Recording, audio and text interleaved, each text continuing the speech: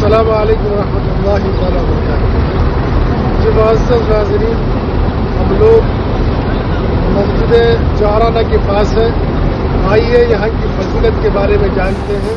مسجد جعرانہ جو مکۃ المکرمہ سے 25 کلومیٹر کی دوری پر واقع ہے اور غزوہ حنین کے موقع پر پیارے آقا جناب محمد مصطفیٰ صلی اللہ تعالی علیہ وسلم کا خیمہ اسی جگہ واقع تھا، اور اللہ کے نبی صلی اللہ علیہ وسلم غزوہ حنین کی فتح یابی کے بعد مال غنیمت صحابہ میں یہیں سے تقسیم فرمایا، اور اللہ کے نبی صلی اللہ علیہ وسلم یہاں سے احرام باندھ کر عمرہ ادا کیا۔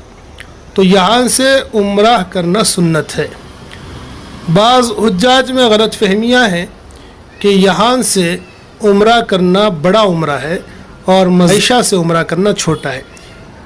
مسافت کی بنیاد پر چھوٹا بڑا کہنا یہ صحیح نہیں، درست نہیں ہے، کیونکہ طائف کے راستے میں میقات آتی ہے، وہاں سے عمرہ کرنا واجب ہے۔ اگر یوں کہا جائے تو وہاں سے عمرہ کرنا ثواب میں زیادہ ہے، لیکن اللہ کے یہاں اخلاص اور خلوص اور للہیت کی بنیاد پر عمرے کا ثواب بڑھ جاتا ہے۔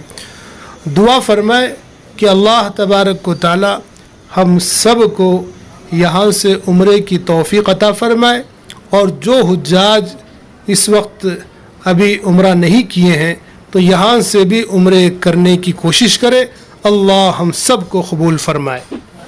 محترم سامعین کرام، آپ تمام حضرات کا مولانا سعید باقوی صاحب کی یوٹیوب چینل میں استقبال ہے۔